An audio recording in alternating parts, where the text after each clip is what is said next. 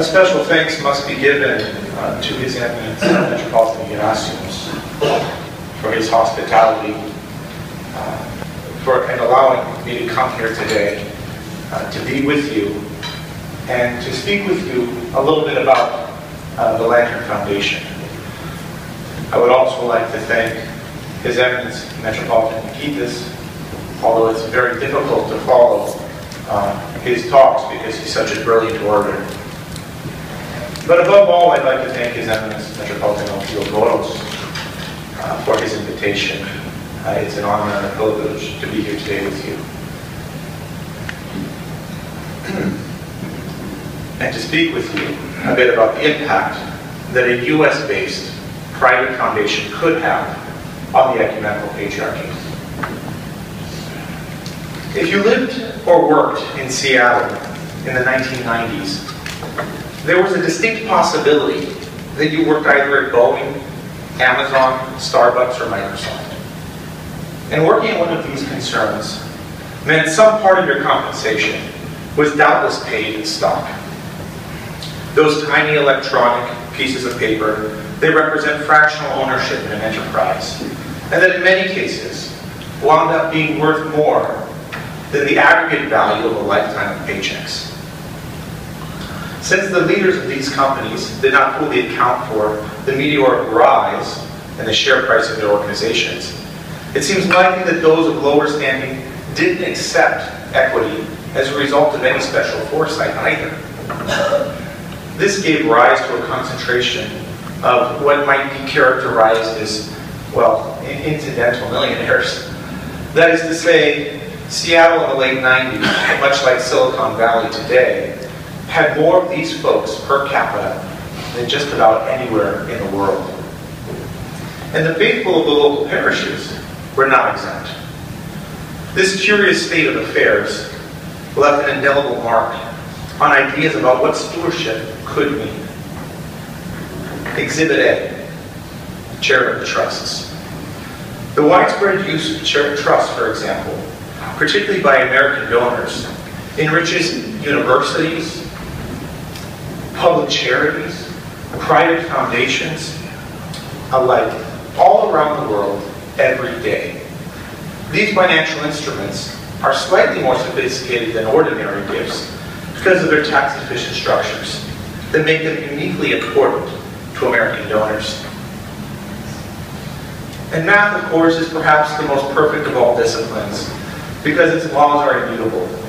For example, if just 3 charitable lead unit trusts were established with 5 million investable assets, each that compounded at, say, 20% per annum for the next 20 years, or the life of a typical charitable trust, and paid charitable foundation just 5% of its assets per year, the aggregate value of the annuity payments would be just under $82 million. Meanwhile, the remaining assets of the trusts at the end of the term would have ballooned to just over $519 million and would pass to designated beneficiaries entirely unimpaired by the conspicuously high estate tax. The phone likes the speech. If the duration of the trust increases by just 50% to, say, 30 years, the value of the annuity payments would increase by almost 300% to $321 million. Such is the power of compound interest. So what if a private foundation existed that attracted capital with these ideas and ideals in mind? What if the focus was on snowballing assets? In such a case, raising capital would not necessarily be limited to a particular geography or a culture or even a religion.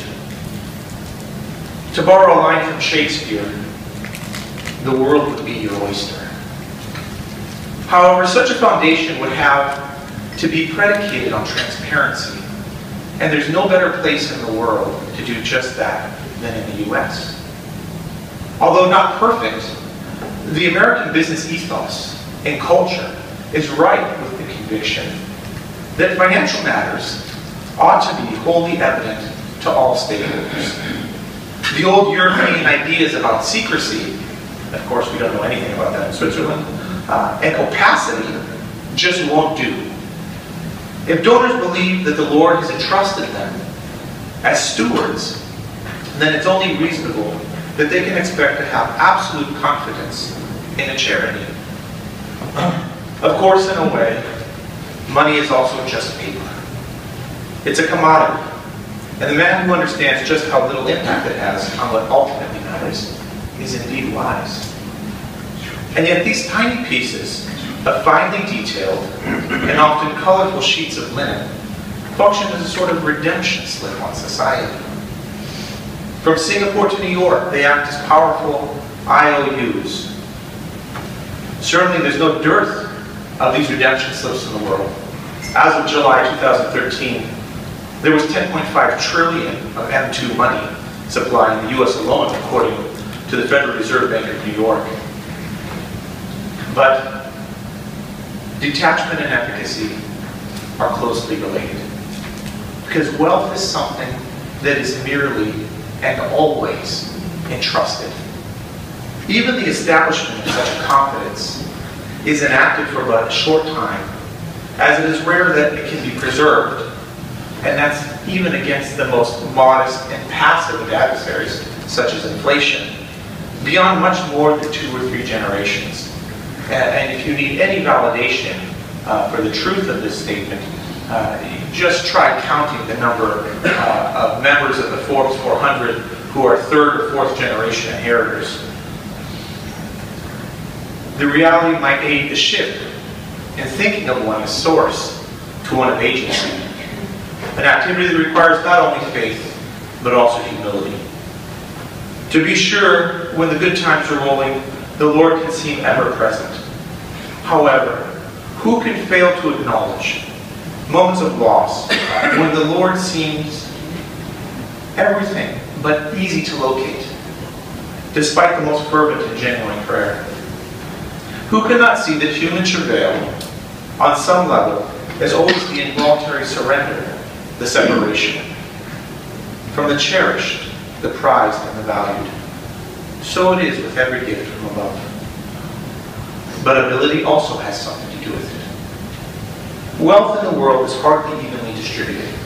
In a recent report, Oxfam International indicated that the 85 wealthiest people in the world controlled roughly the same resources as the bottom half of the entire world's population. That means 3.5 billion people. There's no way to know for certain, but it seems likely that such a disparity is unparalleled in human history. And you'll remember, of course, that Oxfam's first mission as an organization was to persuade the British government to allow food relief through the Allied blockade for the starving citizens of Axis-occupied Greece. Rather than get lost on the question of fairness, though, perhaps it's sensible just to consider that many have been entrusted according to their ability. That is to say, if one is possessed of the capacity to gain control over great wealth, it stands to reason that the same aptitude ought judiciously to be expected of stewardship. For stewardship is best when it is most businesslike, indeed when it is most intelligent. So why then couldn't intelligent stewards, as it were, satisfy a natural instinct to multiply what they've been given, so that when it is returned, it will have been enlarged? If wealth and ability are indeed congruent in scope, then it cannot be reasonably asserted that those of great ability would happily contribute their talents to anything that is not above average. If those who retain but a little are likely to fear losing even what they have, then how much more must those of great resources act with both courage and wisdom to increase what they've been given? For what great achievement has ever been accomplished through fear? The point, of course, is not the acquisition of another Oyster Perpetual Rolex. It's not about the hand-stitched Alcantara leather on the Porsche 911 GT3. It has nothing to do with buying another handmade Italian Ducati Superbike. Actually, better than the Ducati Atlas for now. I have to go on motorcycles a great deal. Actually, those things are all fine. That's the truth of the matter. It's when talents are only directed to such ends that they might as well be buried.